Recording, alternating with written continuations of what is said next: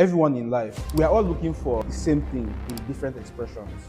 What the gambling companies are doing is that they are selling hope to you. In return, they are getting actual cash from you. A lot of people would do everything else but let go of the shame of telling somebody I'm struggling with this. Tips you ignore the most out of fear and inability to handle are the most effective tips for you. This is how it works generally. You have to a 25 days clean, a 30 days clean. You fall, you feel condemned, you feel shame. So then the addiction now comes back and say, you know what? Just continue. So your addiction is pushing you to a dark place, but it's still inviting you to come and draw more closure in it. So what do you do when you fall? What do you do instead? Thank you. That is the most important thing. If you have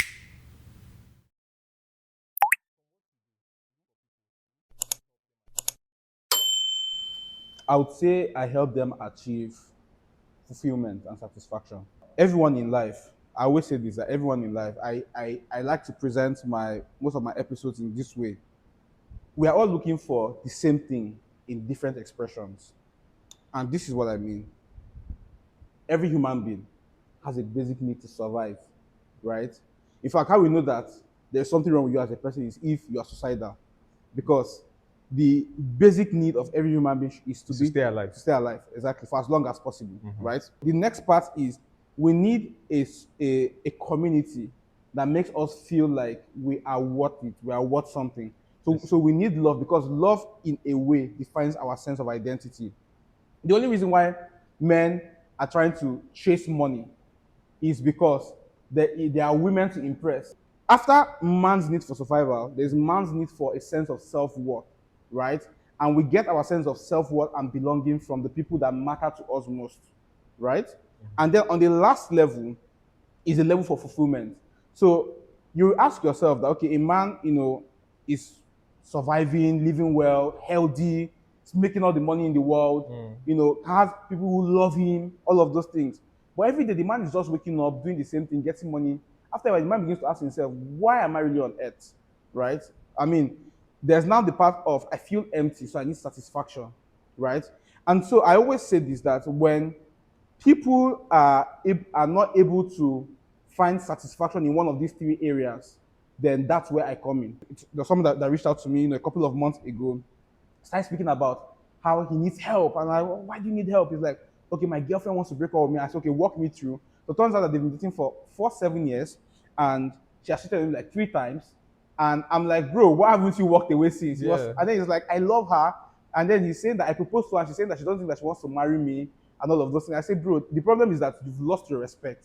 Like, somebody cheated on you 3 times, you still stayed and all of those things. And you're still begging to marry. And you're still begging. And I'm saying that, see, if I'm going to have a conversation with you, the conversation is not on you trying to get the girl back. The conversation is on you trying to claim your worth and your value. So on that level, the guy lost his worth and his value. And if you check it, that guy, most likely, right? I'm not saying definitely, most likely grew up from starvation of love when he was growing up, right? From his father, from his mother. And so he will most likely be trying to find that validation, right? And so to the girl, she's seen a man who doesn't have any sense of self-worth. But to the guy, it's about, I need to prove to myself. He might not know that this is what's happening in his subconsciously. But he will be saying to himself that I need to prove to myself that at least one person can accept me and can love me unconditionally regardless. So that's most likely what's happening on the guy's own mind. And you now have the part of satisfaction. Satisfaction is just the fact that every human being, just wants to have a sense of accomplishment in life. I've heard somebody say it in a podcast before. It's called self-actualization. Just achieving full satisfaction in yourself and everything you feel like you want to be, and completely, I believe that's what should be the general aim of life at the end of the day.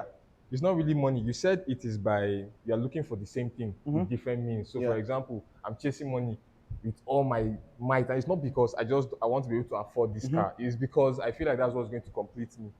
And at the end of the day, it's probably not what completes anybody. Exactly. In fact, it's psychologically proven by experts that the study was done in America, and it says that when you're earning like 1,000, you feel happy, 2,000, you feel happy. That after a while, I can't remember the exact figure. I think it was about either 30 to 40K per month. That's $40,000 per month. Then after a while, you don't really, the fact that your salary has increased doesn't really have that much of an effect on you.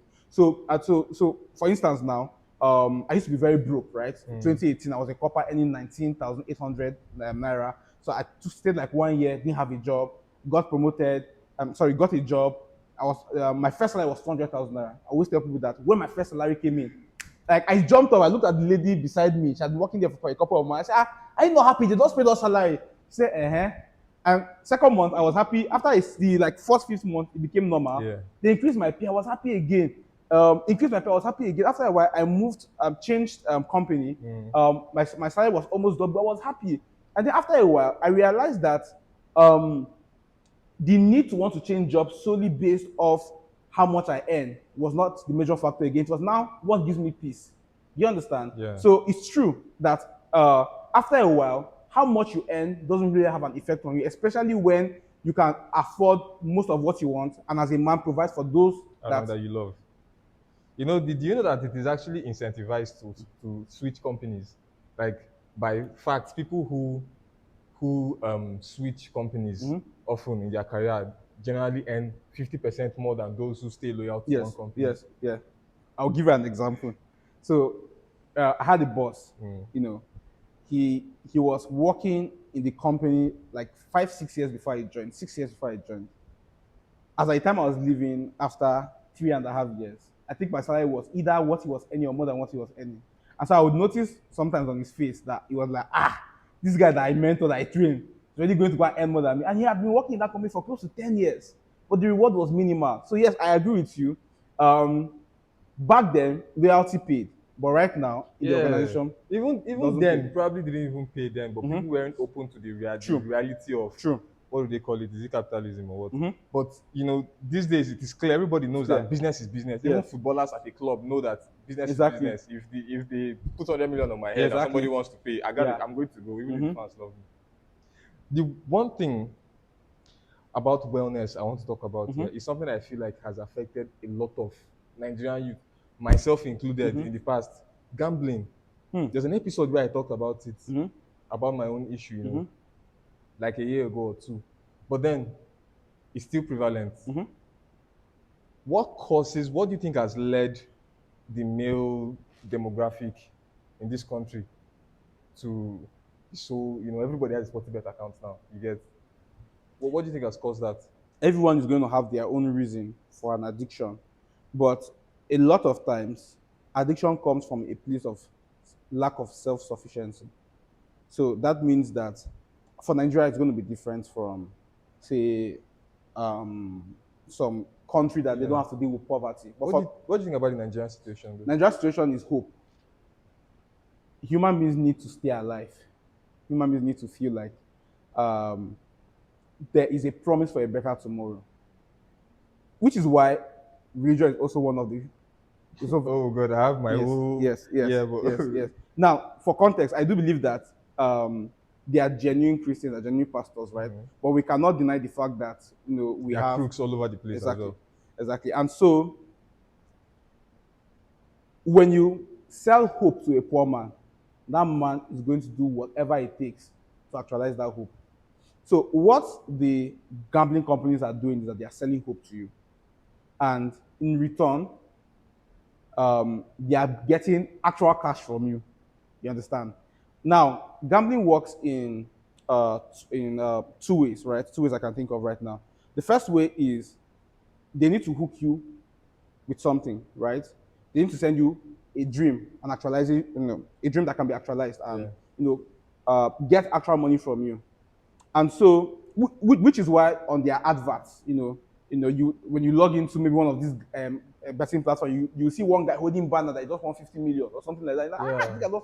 Right? Or you have all of their Twitter influencers, which some of them are paid, by the way, you know, who would post come, winnings. Yes, post winnings and all of those things, right? And everyone's like, this guy just dropped now, make I try tomorrow, right? So they are going to use 10 million to pay somebody, but collect like 20 million the next day from other people who will be putting like 1,000, 5,000, all of those things. And so they're selling hope to you on one level. And on the other level, they are hooking you. So it's like I'm saying I need to get many people into my house as much as possible. How do I make my door wide enough and attractive enough to get them to come in? Then the second thing is, how do I retain these people? Now, retention comes in two ways. Retention comes from their own manipulated strategies and just psychology. Now, psychology is just you. So I started gambling because maybe I needed money. But when I started gambling, there's this thing, there's this thrill, that comes in me. I've never experienced it before, and I love it. So, and whenever I'm gambling, I'm bond, it's like I'm bonding with my friends, right? It's like we could never have bonded better in any other way, right? When we win, we are happy. When we lose, we are lamenting together. Misery loves comfort, right? And so, in that other scenario, on a psychological basis, they are feeding your brain, some level of dopamine that your brain has never experienced before. And so you stay hooked in it, right? But of course, they have their own, strategies that they also use to keep you hooked. Yo, definitely. Like the apps are used. There's a documentary I saw about Amazon. Clearly, they have massive funds for things like this, retention of customers. And their apps will be designed in a way to keep you on the app. There are different things that they do A/B testing with that you might not even know. Even colors and fonts and things that you might not know. But the ones that work, they double down on them. And they do it with every little aspect of the site. And you on the other end, you're just the user, you're oblivious to this thing. But then it works on you. Nobody is too smart for psychology. That is basically how we are wired. And if somebody can hack it, then they'll get what they want out of us. Yeah. In fact, it's proving that the color thing is actually a fact. So when I did like a crash course on UI UX, right? Product design, sometime in 2018. And it was proving that there's a reason why Facebook is blue. For trust, right? And then when you go to certain restaurants, most of them are orange. They stir up appetite. So color does something to the human mind, right? When you go to some of these betting platforms, it's green, red, very exciting colors. And the aim is to keep you. And then there's something else called gamification, where you're seeing this odd is 1.9, now 1.85. Then they not say something to suggest that it's still going down. So you want the best bets now, right? And then the fact that the heavier your odds and the more your games, then the more your bonus and all of those things. So all of these things are just ways to keep you entertained and make sure that the app doesn't feel boring, feels fun, right? Just keep you excited. Exactly. So if somebody was going to unwrap himself, I'll tell you my own story, because I was very addicted to gambling. It's a very terrible thing. One thing it does self-clearly is just you never have money. You never have money because everything goes there. But then one of the things I did was I had to block myself from the app, right? The self-exclusion and all those things and that. And then I was vocal about it. It's something that you can be very, very shameful about as well. But I knew that if I hide it, that's where the devil will fight with me. So I had a girlfriend at the time that I told. I had my sister and one cousin. So they knew. And they knew when I was getting paid each time I got paid. So they would attack me then. I had an accountability thing set up. But that is what worked for me. What do you think somebody can do to themselves in terms of psychology, work on themselves, not even activity? But the truth of the matter is that in every human being's mind, they cherry pick the easy steps and leave the hard ones. I'll give an example. Accountability. A lot of people would do everything else but let go of the shame of telling somebody I'm struggling with this. The truth of the matter is that the tips you ignore the most out of fear and inability to handle are the most effective tips for you. So while I mention some of the tips, some people will be like, no, let me do this one. Nah, that might just be the one that you need to do to let go of the addiction. So for instance, why you started it, sober reflect, take your time. You don't have to answer it right now. It will come to you. Why you're still doing it, get a community of people to help you. Why? Because sometimes when there's something about the willpower and how sometimes your willpower is unable to defeat the desire, because sometimes desires are so strong, right? And so sometimes you need external support, external pull. Like you're trying to hold the load, it's too heavy. People come, help you support, you can now hold the load. And so community also helps, always helps. But people who are invested in you and who you can trust, not people who spread. Right. So community support. And then there's a place for identity. identity just simply means that after you found out the why it started, it should now lead to a deficiency in how you see yourself, which created the opening for the addiction in the first place. And that deficiency will now be solved by, if you're a Christian, right? I always tell people, okay, read certain places in the Bible where God says, you're loved, you're holy, all of those things. If you're not a Christian, you want to do self-affirmation, all of those things. Always affirm positive things to yourself. And don't just affirm it, believe what you are saying. Because everything you do is based off your belief system as a human being. So make sure that it's something that you're convinced about. So, and this is why this is important. You have two types of people. The first type, you try to lure to do something bad. The person says, I can't, that is bad. The second person says, that's not who I am. The person who says that is not who I am will most likely be less likely to be convinced to do that thing than the other person who thinks it's bad.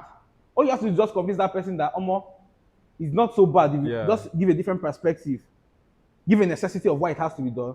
But the other person, you have to first of all convince that person that this is actually not who you are. How do you convince a person of their own identity, a full-grown adult of his own identity? Do you understand? Yeah. And so it must be something that must come from a place of an identity that you must build up that is counter-intuitive the addiction itself. And so that conflict will build up in your mind where your heart is now divided, where one side is fighting the other side. And the desire of the addiction is saying, this is who you are, but you trying to reaffirm to yourself that this is not who I am is fighting that desire. Okay? Which is where community now comes back to support you. In days where the other part of yourself is fighting this part of yourself that wants to defeat the addiction. So it stands behind the part of yourself that you really believe in. Exactly. To exactly. The addiction. Exactly. Then one other thing is that while you're putting in structures to help the affirming part of yourself, like for instance now, the part of yourself is trying to say, this is who I am, who I want to be. You have community support and all of those people that's meant to reaffirm you. You're going to have app blockers for maybe gambling or porn or whatever that keeps you away from accessing that site, right? So it's helping this guy, but those same structures are also weakening this guy. How do I mean? This guy thrives off desire to persist in that addiction. But what feeds desire is information. You didn't know you loved the thing until you got exposed to it.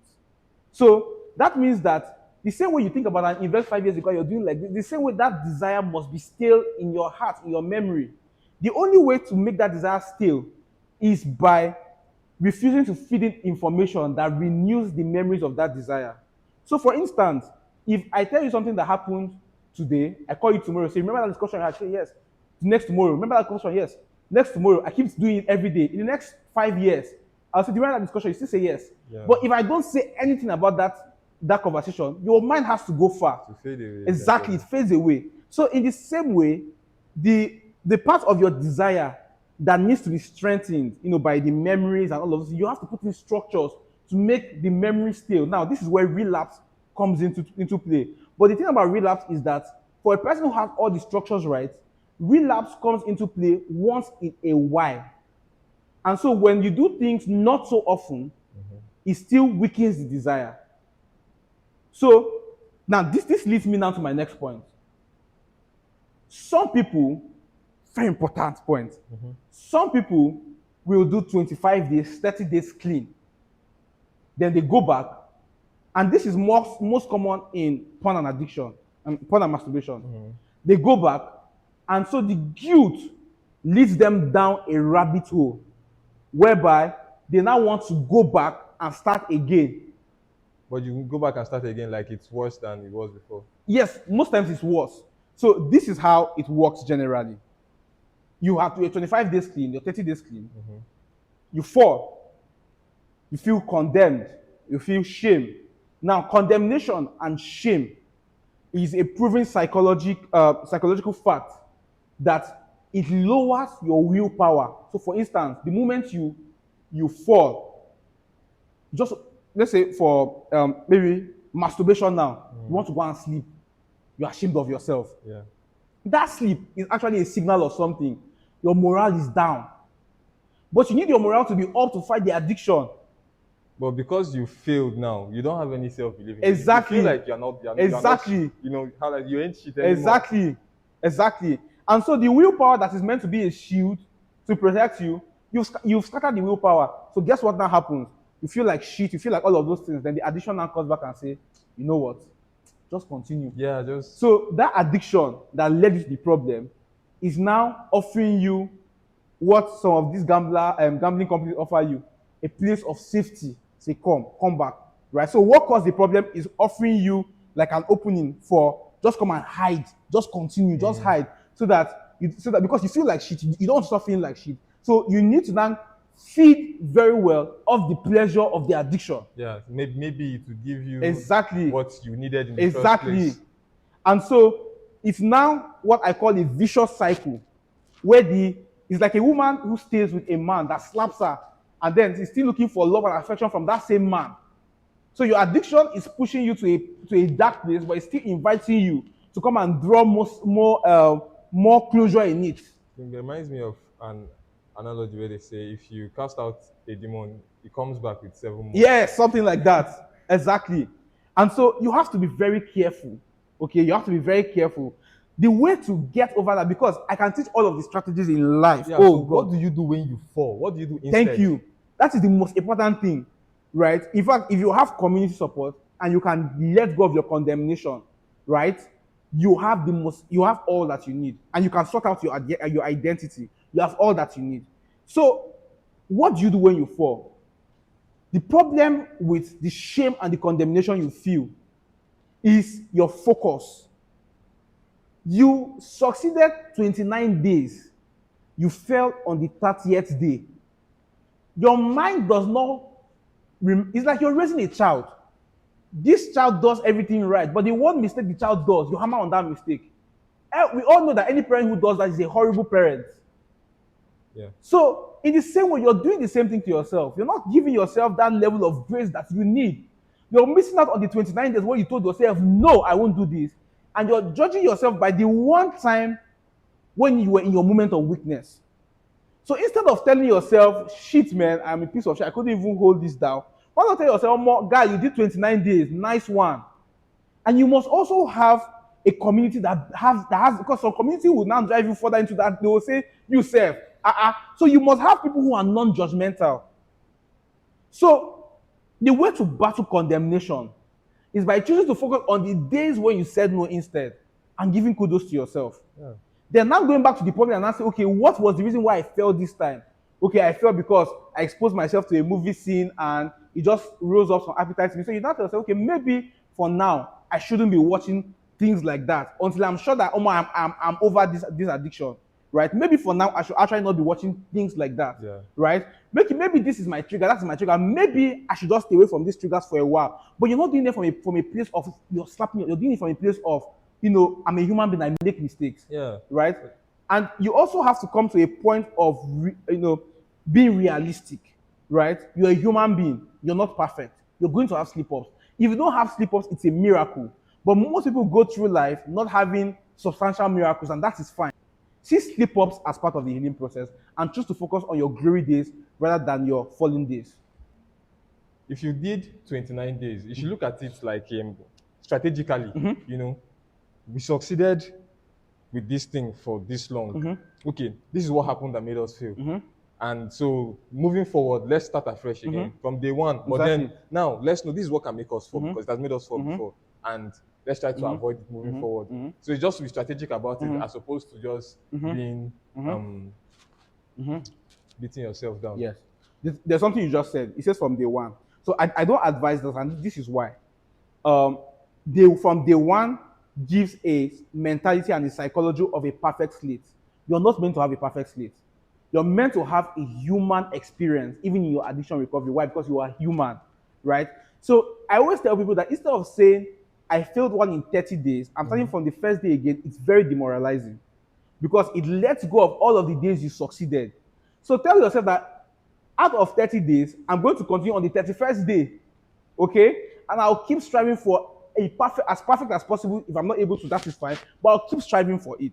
What do you think about doing it like, okay, say you're sober or clean for a certain amount of days, and then say you failed on day 30, and then you continue with day 31. Maybe if you're counting, you just say, okay, day 31 now, day 32. Even if you know you failed on day 30, how do you think about that? What do you think? Is that an okay way to look at it? It's an okay way, but there are two ways to it now. You must be very careful, because if you employ the mentality that, okay, let me continue counting, and then let me fall on the 33rd day, right? Out of 33 is still only 2. I've still tried. You start getting percentages. Exactly. So you must always also be careful. But the good side to that mentality is that out of 100, is only falling like 4 or 5 times. You're like, wow, I got an A1, right? If your child scores 95 over 100, you're like, you did great. Now, the bad side to it is that sometimes you plan the days you fall. Okay. The reason why that is a problem is this. It's a problem because you are no longer fighting to fall. You are now predicting when you can fall. And the thing about addiction is that one time is never enough.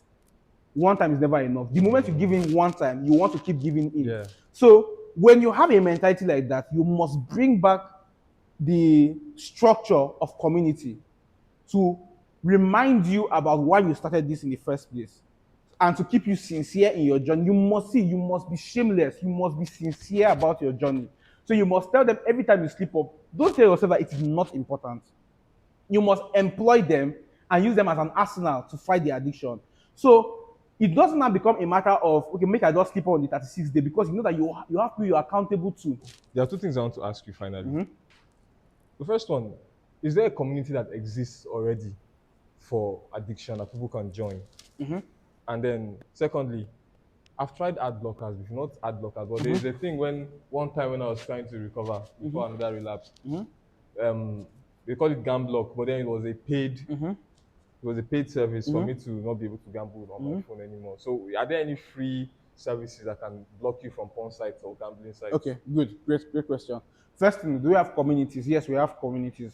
Last year, I invited somebody to speak on my podcast against porn and masturbation. It was a Samantha lady and an Allen's lady, because these were people who had their struggles and were able to defeat it, right? And so I think her name is Samantha Evans-Schick, something like that. She's very sound. She would guide you through. We have Alems. Alems is, I think, a photographer at the time. Was a photographer at the time. I think he might still be. Alems is also somebody who is very vocal against masturbation, addiction, right? And he has helped people. You have somebody. There's this guy that was dragged a couple of weeks ago. I think Pastor Kesiena, the guy who said something about forgetting to give his wife a birthday gift twice in a row. It was very popular on Twitter, and they dragged him for it. He also does amazing work for people who suffer from those kind of addictions. The truth of the matter is that community exists, right? And in fact, if you search, you would see a lot of people who are doing free stuff, right? For the app blockers, there's this that I found really effective for porn and masturbation. It is called Accountable to You. Accountable to You. There's the free version, but they are paid. So the reason why I discourage against free things, it might be biased, is simply because people don't value free things. So you tell people, come for a free training, 3 months. After a while, they don't pay. There's no form of sacrifice. Yeah. People drop off after a while. But you tell somebody, pay for this. When they pay for it, they tend to value it more, right? And so for some of these apps, there are a couple of them. I can't really remember any, right off, my feed. But Accountable to You is really good for pornography. For gambling, there is one that my students, one of my mentees used. I don't have it off the top of my head, right? But the truth of the matter is that all of these apps, right? So 2 things. Number one, all of these apps, right? They are better when they are paid for. Some of them are like 10K, 15K, right? And if you're somebody who is serious about struggling with an addiction, I think an average Nigerian, maybe I'm speaking from previous, but I think an average Nigerian can afford 10 to 15,000 if they are serious. Because enough. The value in front of it is so much. Exactly, right? And so I think it's better when they are paid for. The second thing is that every app blocker has a loophole. Every app blocker has a loophole, right? Some people can find ways to shut down applications so they are not tracking down their phone and things like that, right? Which is where you must be sincere enough with yourself. The moment you shut it down, talk to your community about it. Very important. Transparency, and I see there are a lot of strategies that are employed within yourself. But in the days when you don't feel like following those strategies, You need somebody that you can be shameless to about. In fact, if I had to just say one strategy and abandon the rest, is having someone that you can always talk to and who is skilled and able enough to help you through, right? Once you have that one person, the other structures will come because the person now starts making suggestions, right? Yeah. But that is the first step. That is the first, very important. Thank you very much. Yeah. It has been absolutely amazing. Yeah. You know, there's a closing question we have on the podcast where you give us a life advice from your perspective. One thing that you believe has helped you or that you would like to share as a life advice, but you will not say it. You write it. You have a good living book. Okay. Where you write it. Okay. And that will be all. Okay. Thank you very much for coming Thank you on very the much. podcast. Yeah. It's been amazing. Sure thing.